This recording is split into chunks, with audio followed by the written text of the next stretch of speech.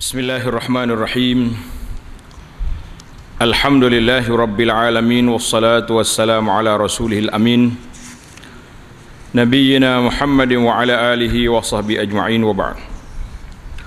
Sambungan pelajaran kita dalam kitab Jinayah Syariah daripada kitab Al-Fiqhul Manhaji, Babul Al-Hirabah, Bab Al-Hirabah dan hukumannya. Hukumannya apa dia hirabah tu? Dari sudut definisi ta'rif hirabah dalam istilah syarak membawa maksud serangan bertujuan merampas harta. Orang panggil rompokkan lah. Hirabah ni, hirabah kita panggil terjemahan dia rompakan. Rompakan bersenjata. Jadi bertujuan dianya rompok ni nak merampas harta, membunuh atau menakutkan dengan cara terang-terangan. Ini perampok mari terang. Angkuh dan menggunakan kekuatan di kawasan yang terpencil daripada bantuan. Ia dilakukan oleh orang mukallaf yang tertakluk kepada undang-undang, termasuk ahli zimmi. Ahli zimmi ni kafir yang duduk dalam negara Islam, dan orang murtad, semua sekali, tak kira siapa jenis manusia, kena duduk di bawah undang-undang ini. Jadi kalau kita lihat dari sudut ta'rif ini, bahawa undang-undang hudud ini duduk kena semua, kafir dengan tak kafir kena semua. Orang bukan Islam tak bukan Islam kena belaka. Yang jadi pening kepala di Malaysia ni, orang kata kenapa orang Islam je kena, kalau buat hudud yang lain tak kena. Sebab kita masih lagi dijajah dari sudut undang-undang, kita masih lagi dijajah. Walaupun British balik dengan lokreknya sudah pergi tahun 57, tapi penjajahan dari segi undang-undang berterusan sampai hari ini. Tugas menjajah ini telah disambung oleh anak-anak Melayu yang dididik oleh British pada waktu itu, sampai ke saat ini masih lagi berlaku sedemikian. Jadi tak pelik. Ni duk pertikai, zalim lah kena orang Islam saja, bukan Islam tak ada. Ubahlah perlembagaan tu. Beri kebenaran kepada mahkamah syariah ini, menjatuhkan hukuman kepada semua orang yang bersalah, baru selesai masalah. Kata-kata menggunakan kekuatan di sini menunjukkan sekiranya jenayah yang dilakukan tersebut dibuat atas dasar kelalaian, seterusnya melarikan diri atau bergantung kepada kelemahan mangsa, jenayah tersebut tidak dikategorikan sebagai hirabah. Maknanya hirabah ni ada senjata dia mari, tetapi ia dikategorikan sebagai rampasan an-nuhbah dan seumpamanya yang punya hukuman yang khusus. Maknanya numbah ni dia panggil ampas, curi juga tapi cara terang. Adapun hirabah ni secara kasar dengan bersenjata mari, bawa pistol, bawa apa ni, alat-alat golok, kapok, masuk semua sekali itu. Kata-kata ta'rif tadi, di kawasan yang terpencil daripada bantuan adalah kawasan yang jauh daripada kawasan bandar atau kampung yang sekiranya mangsa minta tolong, suaranya tidak akan kedengaran oleh penduduk sekitar. Ini ta'rif boleh diperbincangkan lah. Tak dengar tak dengar pun, kalau dia mari ropok band dengan senjata yang begitu hebat, samalah juga. Bagi jenayah yang dilakukan dalam jarak yang boleh didengari suara mangsa, ia tidak dikategorikan sebagai hirabah. Dari sudut pandangan di sini mengatakan kalau orang dengar dalam bandar tak jadi hirabah, jadi rompokan. Kata-kata mukallaf yang tertakluk kepada undang-undang mengenepikan kafir harbi. Sebab kafir harbi itu dia kafir yang halal darah dia, awal lagi kita boleh bunuh dia, tak nanti dia, tak tunggu dia merompok, dia mari itu kita boleh bunuh dah. Oleh itu kafir harbi tidak termasuk dalam kategori ini. Walaupun dia membunuh dan merompok, dia sebenarnya boleh dibunuh dalam apa jua keadaan sekalipun. Dia tak merompok pun kita boleh bunuh dah dia. Kalau dia merompok 4 kali boleh bunuh lagi lah. Itu istilahnya, artinya kafir yang biasa yang duduk dalam negara Islam.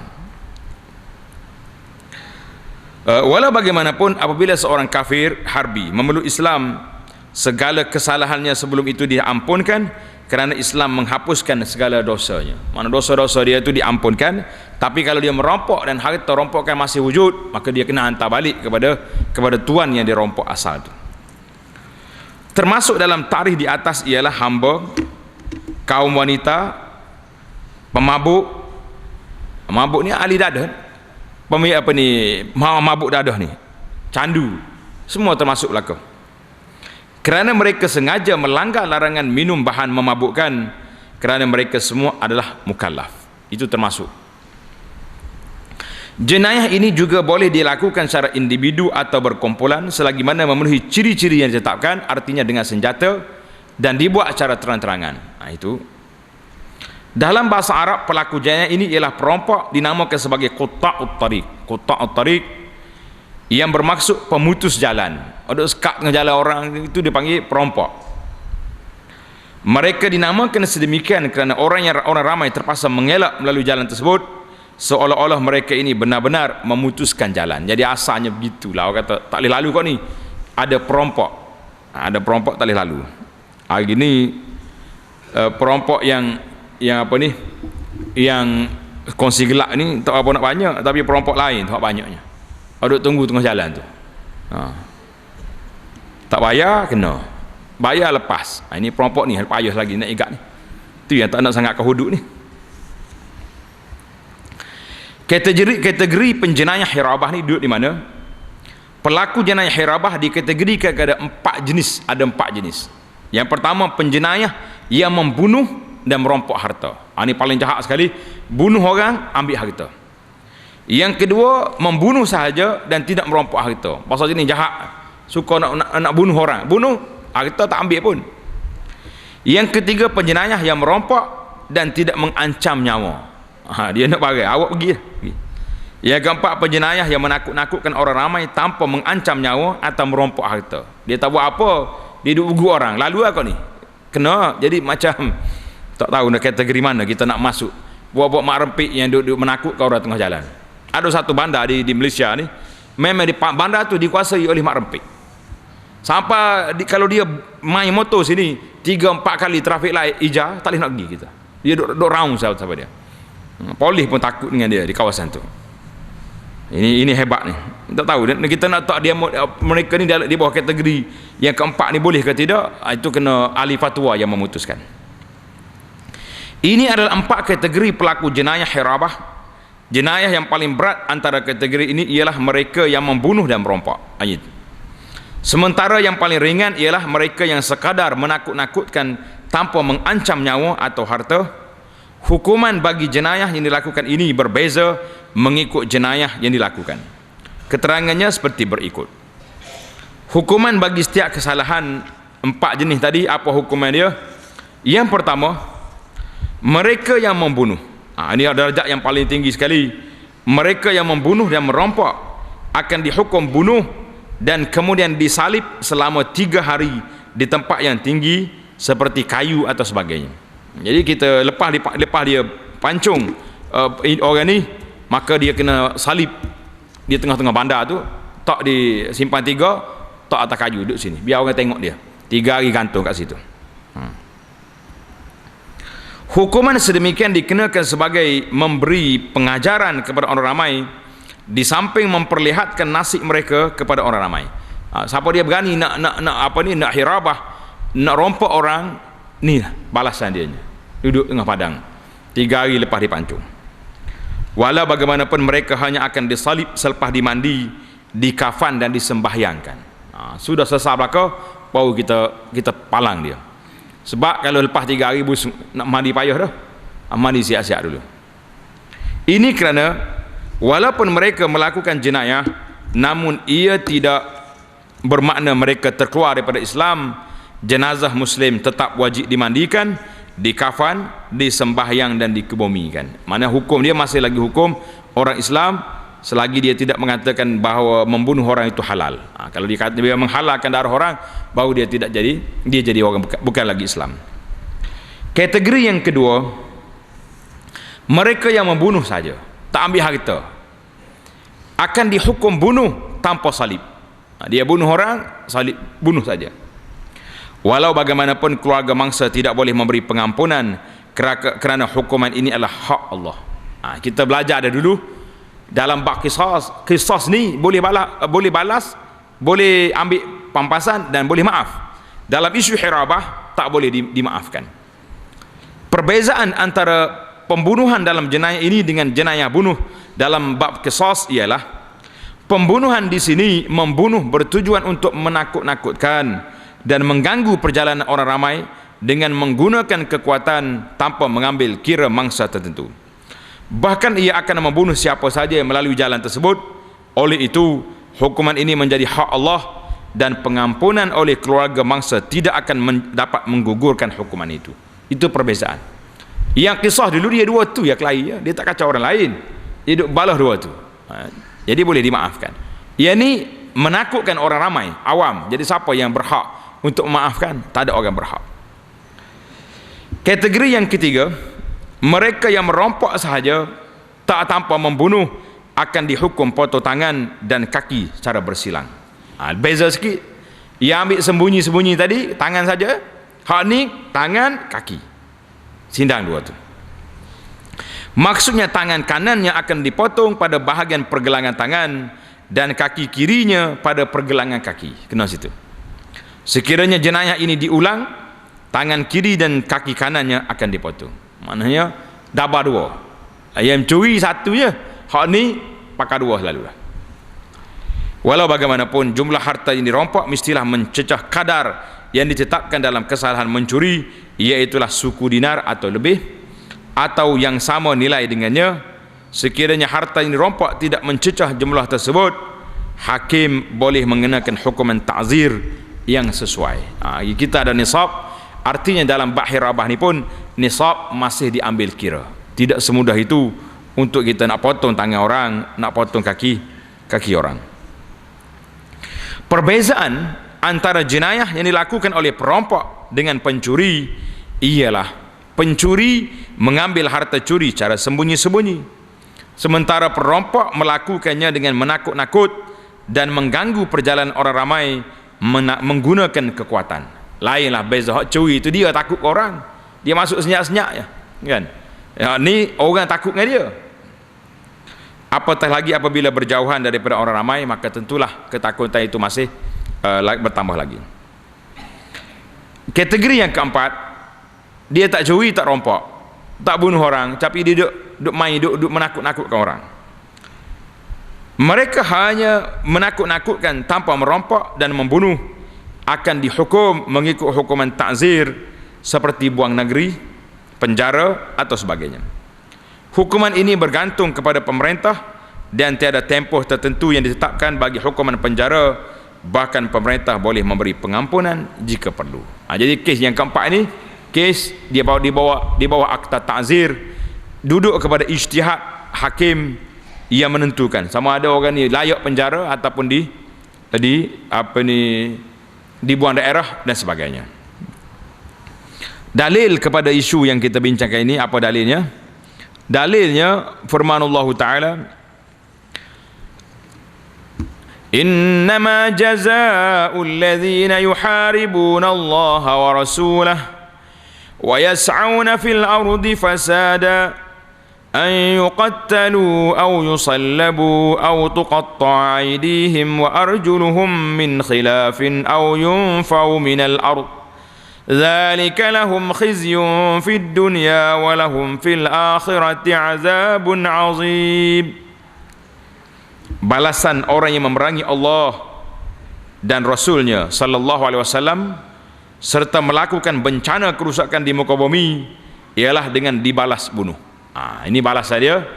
Kalau mereka membunuh saja dengan tidak merampas, atau disalib kalau mereka membunuh dan merampas, atau dipotong tangan dan kaki mereka secara silang kalau mereka merampas sahaja, atau dibuang negeri kalau mereka hanya mengganggu ketenteraman awam. Hukuman yang demikian itu adalah kehinaan di dunia bagi mereka, dan di akhirat kelak mereka beroleh azab seksa yang amat besar. Surah Al-Ma'idah ayat 33 ini menjelas kepada kita bahawa undang-undang ini sudah ada dalam Quran yang diturunkan oleh Allah Azza wa Jalla 1400 tahun dulu. Sudah ada, wadah. Kita nak kata apa lagi? Cuma kita tak nak laksanakan hukuman, itu awak bertanggungjawab depan Tuhan. Hukuman bunuh sahaja melibatkan kategori kedua, iaitu apabila jenayah yang dilakukan hanya membabitkan pembunuhan tanpa merompak. Hukuman bunuh dengan salib pula melibatkan kategori pertama, Iaitulah apabila jenayah yang dilakukan membabitkan jenayah bunuh dan merompok. Hukuman potong tangan dan kaki melibatkan kategori ketiga, iaitulah jenayah merompok tetapi tidak mengancam nyawa. Akhirnya hukuman buang negeri melibatkan kategori keempat, iaitulah apabila jenayah hanya melibatkan perbuatan menakut-nakutkan tanpa membabitkan nyawa dan harta. Jelaslah hukuman kita hari ini sangat wadah bahawa orang ini duduk dalam 4 kategori yang paling berat sekali, merompak dan membunuh. Kita pindah pula pada mata yasqutu haddul hirabah.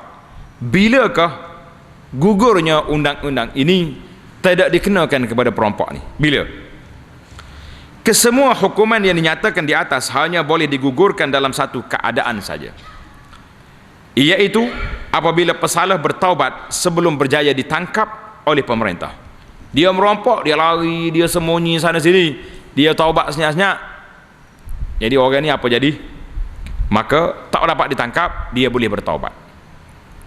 Sama ada dengan cara melarikan diri atau bersembunyi, atau kerana gagal dikesan oleh pemerintah.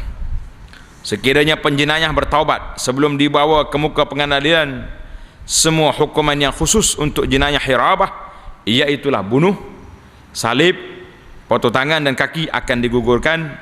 Ini berdasarkan firman Allah Ta'ala, illal ladzina tabu min qabli an taqdiru alaihim fa'lamu anna Allaha ghafurur rahim.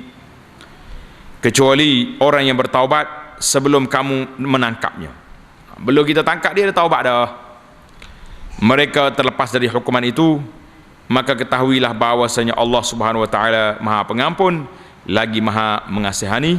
Surah Al-Maidah ayat 34. Sama juga kes ni yang kita bincang baru ni dalam bab sedekah, bab curi pun sama juga. Kalau nak maaf sebelum ditangkap, sebelum dibawa ke muka pengadilan. Kalau sudah sampai ke mahkamah, tuan barang tak boleh lagi memaafkan orang ini, kerana dia sudah jadi hak hudud min huquqillah azza wa jalla. Status beliau ketika itu selepas bertaubat hanyalah sebagai seorang pembunuh atau perampas. Jangan salah faham, maknanya kalau dia bunuh enggak kita bakal lepas gitu. La, tak lepas. Nyawa dibalas dengan nyawa. Apa ni, ambil harta orang dibalas dengan potong tangan. Berlaku benda ni. Oleh itu dia dihukum berdasarkan kesalahan membunuh, merompak atau merampas. Semua ini dilaksanakan berdasarkan kaedah dan hukum hakam yang telah sedia maklum. Taubat tidak akan menggugurkan sebarang jenayah yang dilakukan ketika melakukan jenayah hirabah. Oleh itu, seorang pembunuh yang telah bertaubat sebelum berjaya ditangkap oleh pemerintah masih tertakluk kepada hukuman qisas, kecuali jika dia diampun oleh keluarga mangsa dengan tuntutan bayaran diat ataupun pampasan atau sebarang tuntutan. Jadi kita kalau tak dapat ditangkap di atas nama hirabah, dia tetap dikenakan hukuman qisas dalam kes dia bunuh orang.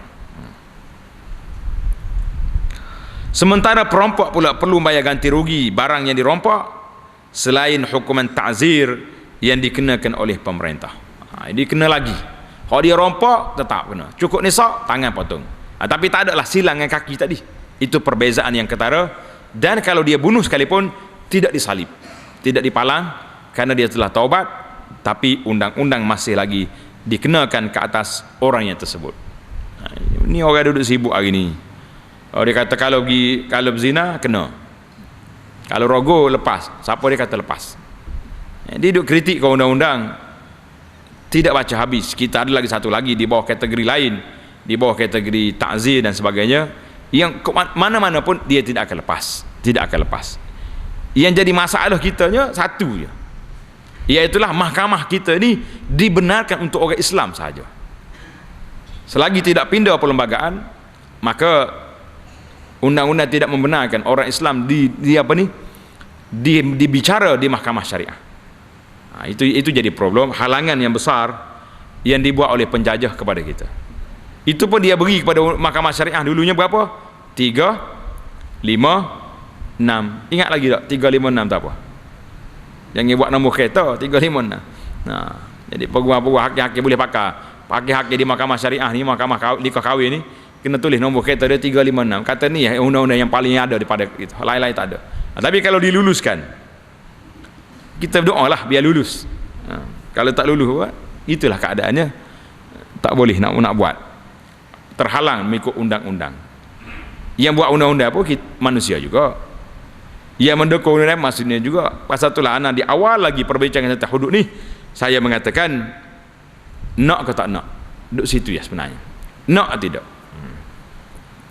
Dengan ini kita fahami bahawa penjenayah hirabah yang pernah mencuri atau minum arak ketika melakukan jenayah hirabah suatu masa dulu masih tertakluk kepada hukuman curi atau minum arak walaupun telah bertaubat. Ini kerana hukuman-hukuman ini tidak digugurkan walaupun dengan taubat. Jadi taubatnya gugur hukum hirabah, tapi dia masih lagi tertakluk di bawah akta hukuman jenayah yang dilakukan itu. Bunuh, curi, ada lagi undang-undang. Tamak kita dalam bab perbincangan tentang al-hirabah. Kita berpindah pula pada bab yang kedua, bab bayan mujazulil hudud allati tasqutu bit taubah, iaitulah penjelasan tentang manakah undang-undang hudud yang gugur dengan taubat, wallati la tasqut, dan yang tak gugur. Kita belajar di sini undang-undang ini ada gugur, ada yang tak gugur. Orang taubat pun tak jadi. Di bawah tajuk taubah dan hukum hudud. Keterangan ringkas mengenai hukuman hudud yang boleh dan tidak boleh digugurkan dengan taubat, serta perbezaan antara hak Allah dengan hak manusia. Kita ni manusia di bawah kuasa Allah, tapi Tuhan bagi kepada kita kuasa menentukan nak ke tak nak dalam undang-undang ini tersebut, nak laksana ke tidak, nak maaf ke tidak. Itu maksud dia. Terdapat pelbagai hak, hukuk yang berkaitan dengan manusia. Sebahagiannya adalah hak Allah semata-mata, dan sebahagiannya pula hak manusia semata-mata. Hak yang khalis lillah, semata-mata hak Allah, mungkin boleh digugurkan dengan taubat, sementara hak yang semata-mata bagi manusia tidak boleh digugurkan dengan taubat atau pengampunan terhadap penjenayah. Tak boleh. Berikut adalah keterangan mengenai hukuman yang boleh dan tidak boleh digugurkan dengan taubat.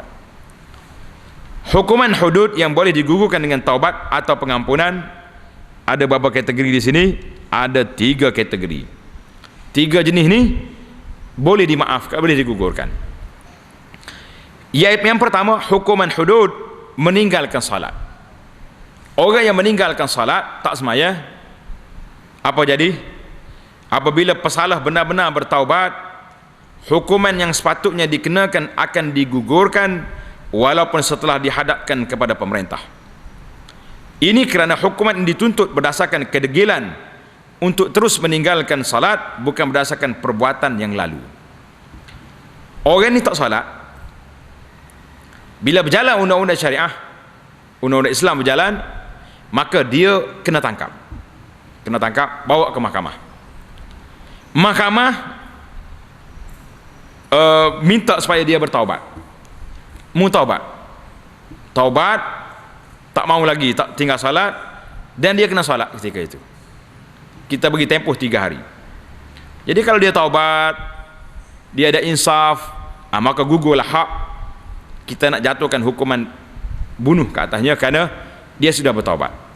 Pasal tu dia kata sini, keterangan mengenai apa ni, yang pertama ini, hukuman ini dituntut berdasarkan kedegilan untuk terus meninggalkan salat, bukan berdasarkan perbuatan yang lepas. Hak dia tak semaya berapa tahun dulu tu, kalau dia bertaubat, insya-Allah Tuhan terima taubat dia, dan tak payah kita kata oleh kerana kamu tak salat 5 tahun maka kamu dipenjara 50 hari, 5 tahun juga, ataupun disebab berapa puluh rotan, ataupun tak. Hak lepas. Yang kita nak suruh dia taubat bima mustaqbal yang akan datang. Jadi kalau dia taubat, lepas orang ni. Timbul isu lagi, lepas ni kena qada ke tidak? Itu khilaf di kalangan ulama. Ada sebagian ulamanya dalam fiqh kita ni kata kena qada, sebab itu hak Allah Ta'ala. Kalau hutang dengan manusia kena qada, hutang dengan Allah lagilah kena qada. Itu pandangan yang kita belajar selama ini. Tapi ada sebagian ulama lain kata hak Allah Ta'ala berbeza dengan hak makhluk. Tengok dalam isu ni, hak makhluk tak boleh gugur, tapi hak Allah Ta'ala digugurkan dalam isu solat tadi. Jadi kenapa kita nak suruh dia qada? Dia sudah taubat pada Allah Azza wa Jalla. Yang wajib bagi dianya bertaubat sungguh-sungguh, menyesal di atas perbuatan yang lepas, dan dia kena jaga solat yang akan datang, jangan duk main lagi. Nah, maka kita ambil pendekatan yang sederhana dalam isu ni. Kita mengatakan taubatlah. Nak qada solat, qadalah, tapi jangan sampai peringkat tak boleh solat sunat. Sampai peringkat tak boleh solat sunat, kerana hak tu hak lepas dah. Beberapa lama dia tinggal solat, itu sudah berlalu, dan dia telah taubat, dia menyesal sekarang ni. Jadi lepaskan yang tu, maka dia tumpu yang akan datang ini, kerana akan datang ini solat sunat yang ada di sini harian. Kalau kita kata awak ada qada, tak boleh solat sunat, dia tinggal solat 5 tahun lepas. 5 tahun, setahun ada 360 hari, kali dengan 5 tahun. 5 tahun ni pula kali pula dengan 5 kali sehari, berapa ribu solat nak qada. Orang ni dah, kalau kita nak tunggu dia habis qada solat baru boleh solat sunat, sampai mati hidup balik pun tak sempat dia nak qada, nak sembahyang sunat. Jadi kerana itulah, pada kepahaman yang ana teliti dalam dalil-dalil, kita mengatakan tidak menjadi kesalahan untuk orang yang ada qada solat lagi, dia solatlah solat sunat qabliyah ba'diyah. Dia boleh solat sunat tarawih bila mari Ramadan. Kalau ada lepas pada tu nak qada, silakan qada. Tapi nak menghalang hamba Allah Ta'ala ini daripada tak boleh nak solat sunat sebab dia ada qada bila nak habis solat sunat. Bila nak habis qada, bermakna kita telah halang dia daripada solat sunat sampai ke mati. Subhanallah, amr ajaib. Sedangkan solat ini benda 5 kali satu hari yang berpusing setiap hari. Tak solat hari ni 12 rakaat qabliyah ba'diyah, habis. Esok cerita lain. Tak solat duha hari ni, tak solat witir hari ni, cerita lain. Tak solat tarawih tahun ni, tak ada dah tahun depannya, tahun depan hak lain. Maka satu kepincangan kalau kita terlalu ketat dalam isu ni sampai mereka menghalang orang daripada solat sunat kerana dia ada solat qada. Jadi kita kena tengok haqqullah tubna 'alal musamahah. Hak Allah Taala dibina di atas kemaafan. Tapi hak manusia lah, dia taubat pun kena hantar balik barang orang. Itu perbezaan yang ketara dalam bab ini yang kita jelas tentang undang-undang ini, bahawa hak Allah Taala boleh digugurkan, tapi hak manusia tak boleh digugurkan dalam isu ni, dalam isu yang disebutkan.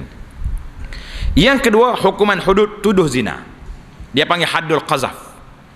Hukuman ini digugurkan apabila pihak yang dituduh mengampunkan pesalah di hadapan mahkamah. Jadi orang kena tuduh ni kata apalah, dia mulut celupa ni, bahasa dia mulut leza, tak mikir nak bercakap. Aku maaf ya ke dia. Mudah-mudahan dia taubat lepas ni tak tuduh orang lain lagi. Ini kerana hukuman ini disyariatkan untuk manusia. Hukuman ini untuk manusia. Apa untuk manusianya? Yang dituduh itu, dia yang menanggung malu. Orang dituduh berzina, malu tak malu dia? Malu. Maruah dia tercela ke tidak? Tercela dia punya maruah. Keluarga dia aib ke tidak? Aib. Tapi kalau dia kata tak apalah, aku menanggung malu, aku maafkan orang ni, mudah-mudahan Allah Ta'ala tutup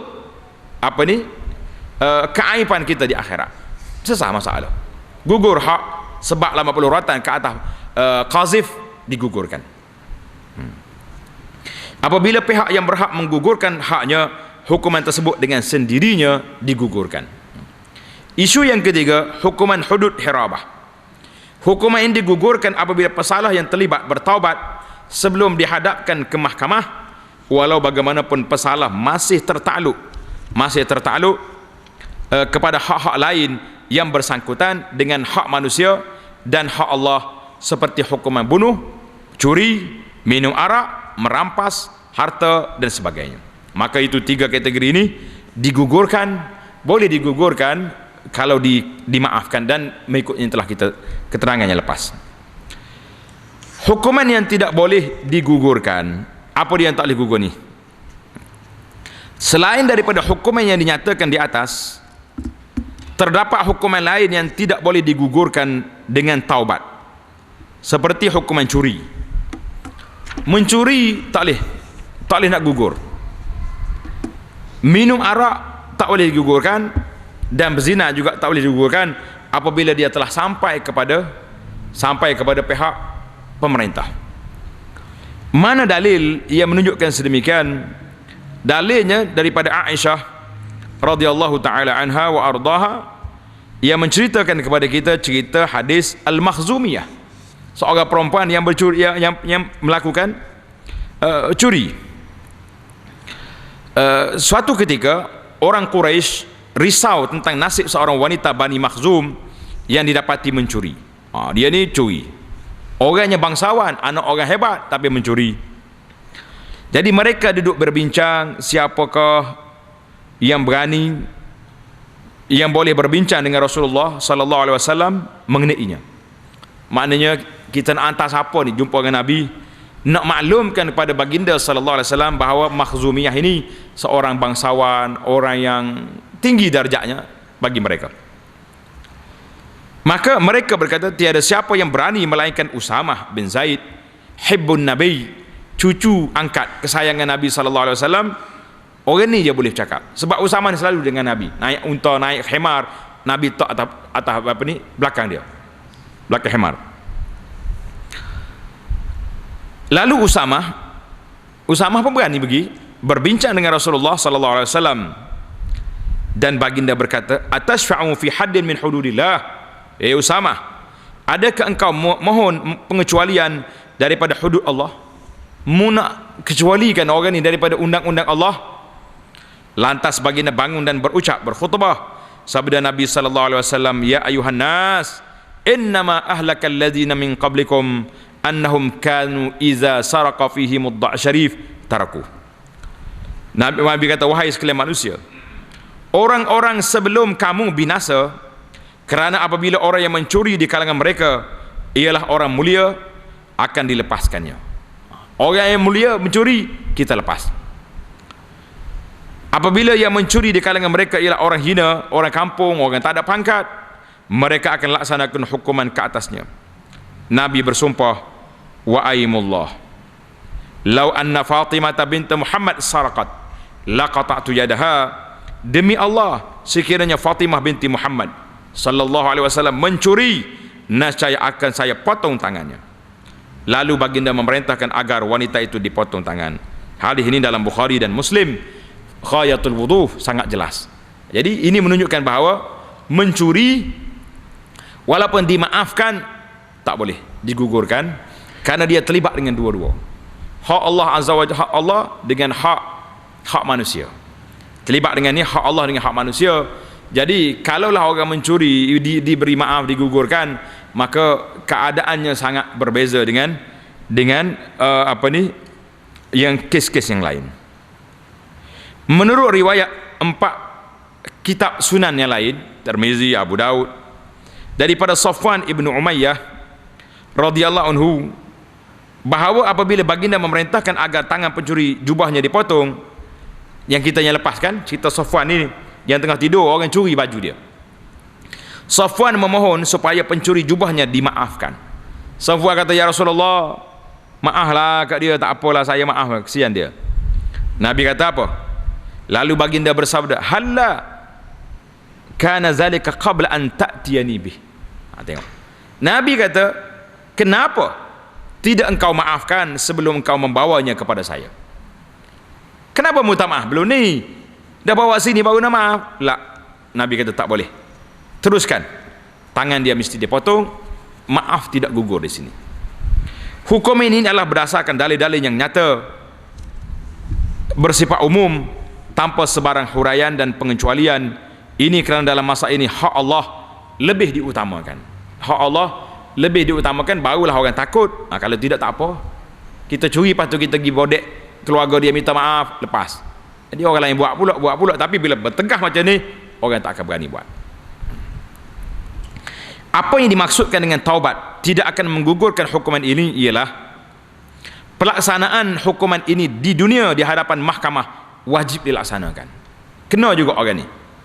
Namun di antara pesalah dengan Tuhannya, ia berbeza. Kerana taubat yang jujur, taubat yang nasuha akan menggugurkan semua kesalahan tersebut pada hari kiamat. InsyaAllah bila dia dah taubat nasuha, taubat betul-betul, Allah Ta'ala maafkan dia. Tapi atas dunia ni taubat pun tak jadi. Pasal itulah dalam surat khabar tunjuk dalam berita, kalau orang kena tangkap, orang kena tangkap nak pergi mahkamah, biasa dia akan pakai piyah, pakai songkok. Seumur hidup dia tak pakai piyah pun, pergi masjid tak ada. Tapi bila nak pergi mahkamah pakai piyah. Patut mahkamah suruh pecah ke, awak buka piyah. Piyah ni pergi masjid mu nak pergi mahkamah ni tak payah. Tunjuk barang sini dah. Tunjuk barang dia ni. Rupanya senang lah kalau pakai tudung ni, mudah nak tutup muka, tak mau tunjuk dengan orang. Dia sepatutnya kalau benda tu dah jadi, dah sabit kesalahan, tak boleh tutup muka. Kan undang-undang syariat ini bila nak jatuh hukuman kena jatuh di tempat awam, tempat orang ramai tengok. Ni kita dah tutup muka, siapa sudah tak kenal mana muka dia ni. Waktu didakwa tak apa tutup muka, sebab belum tentu orang dakwa itu bersalah. Tidak semuanya orang didakwa itu bersalah. Mungkin difitnah, mungkin kesamaran, banyak lagi kemungkinan. Yang kita kata kena buka muka ni bila hakim menjatuhkan hukuman, awak didapati bersalah, buka muka. Mari wartawan semua ambil gambar muka ni, letak muka depan esok. Ini muka pencuri, muka perampok, muka perogol. Barulah orang tengok, oh dia ni rupanya. Baru nampak. Firman Allah Ta'ala, wa inni laghaffarun liman taba wa amana wa amila salihan summa ihtada. Dan sungguhnya aku amat memberi ampun kepada orang-orang yang bertaubat serta beriman dan beramal saleh, kemudian ia tetap teguh menurut petunjuk yang diberikan kepadanya. Jadi Tuhan ni Ghaffar, Maha Pengampun. Dosa yang paling besar atas dunia ni syirik. Allah Ta'ala kalau orang itu bertaubat, masuk Islam, Tuhan terima taubat dia. Apalagi kalau yang lain-lain. Naam. Qul ya ibadiyalladzina asrafu ala anfusihim la taqnatu min rahmatillah innallaha yaghfirudz dzunuba jami'a innahu huwal ghafurur rahim. Katakanlah wahai Muhammad, wahai hamba-hambaku yang telah melampaui batas terhadap diri mereka sendiri dengan perbuatan-perbuatan maksiat, janganlah kamu berputus asa dari rahmat Allah, kerana sesungguhnya Allah telah mengampunkan segala dosa-dosa. Allah mengampunkan dosa. Taubat betul-betul, insya-Allah Tuhan terima taubat dia. Tapi atas dunia terpaksa dilaksanakan undang-undang untuk nak menyekat orang lain daripada melakukan jenayah yang sama. Menurut hadis yang sahih daripada Ubadah ibn Samit radhiyallahu anhu, bahawa Nabi sallallahu alaihi wasallam bersabda, qala bai'uni ala alla tusyriku billahi syai'a ila akhirih. Hendaklah kamu bersumpah setia, bai'ah, bahawa kamu tidak akan menyekutukan Allah dengan sesuatu. Ini ikat setia. Yang pertama sekali, tidak berlaku syirik. Kamu tidak akan mencuri, tidak akan berzina, dan tidak mengadakan fitnah yang kamu reka di antara tangan dan kaki kamu, serta kamu tidak mengingkari perintah yang baik. Jadi perintah yang baik oleh kerajaan jangan dilawan, ikut. Secara sesiapa yang jujur di kalangan kamu, maka ganjarannya akan diberikan oleh Allah. Sesiapa yang melanggarnya, siapa yang buat dosa atas dunia ini dan dihukum di dunia, maka ia akan menjadi kafarah untuknya. Ingat, orang yang berdosa ditangkap, maka dia jadi kafarah, penghapus dosa dia. Sesiapa yang melanggarnya dan Allah menyembunyikannya, siapa dia langgar tak kena tangkap, tak dijatuhkan undang-undang hudud, tak kena atas dia, maka terserahlah kepada Allah Azza wa Jalla. Jika Allah mahu akan diampunkannya, jika Allah nak maka dia akan hukumkannya. Lantas kami pun bersumpah setia dengannya. Hadis ini dalam Bukhari dan Muslim. Perbezaan antara hukuman di dunia dan hukuman di akhirat ialah hukuman kehakiman di dunia ini dilaksanakan bagi memberi hak yang sama rata dan memelihara sistem serta institusi masyarakat. Oleh sebab itu taubat tidak boleh mempengaruhi pelaksanaan hukuman itu. Kalau cakap pakai piyah ya, pergi mahkamah, hakim tak boleh bertimbang rasa, teruskan perjalanan. Sementara tanggungjawab dan dosa ukhrawi, dosa dia dari sudut akhiratnya, bagi maksiat yang dilakukan, ia disebabkan oleh kelalaian dalam melaksanakan hak Allah Azza wa Jalla, kerana tidak committed, tidak beriltizam dengan larangan serta perintahnya. Oleh itu taubatnya yang jujur akan menghapuskan segala dosa ini. Ini menunjukkan bahawa satu kes yang besar yang menyebut tentang taubat itu insya-Allah Tuhan terima. Cuma kalau kita jatuhkan hukuman ini mengikut undang-undang orang putih yang tidak berpaksikan pada syariah, itu yang kita bimbang, kerana pelaksanaan itu tidak mengikut undang-undang Allah Azza wa Jalla. Kita bimbang takut dia kerugian di dunia dan rugi di akhirat dalam keadaan tersebut. InsyaAllah kita akan sambung lagi perbincangan kita dalam babus sayal, iaitulah sayal ini diserang oleh benda-benda, orang menyerang kita ataupun hayawan serang orang. Apa yang kita nak buat, kita akan bincang dalam perbincangan kita yang akan datang insya-Allah. Subhanakallahumma bihamdika asyhadu an la ilaha illa anta astaghfiruka wa atubu ilaih. Wa sallallahu ala nabiyyina Muhammadin wa ala alihi wa sahbihi ajma'in walhamdulillahi rabbil alamin.